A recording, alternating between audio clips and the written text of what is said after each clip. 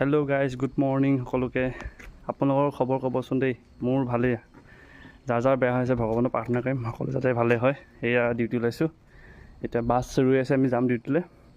আৰু ডিউটি যাওঁতে ব'লক আপোনালোকক এটা সৰু ৱাটাৰফল দেখাম।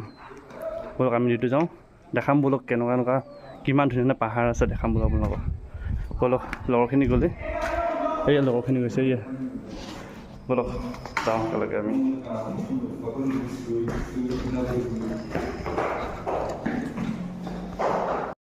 এইটো ৱাটাৰফল কাৰ্বি আংলং ৱাটাৰফল এইটো।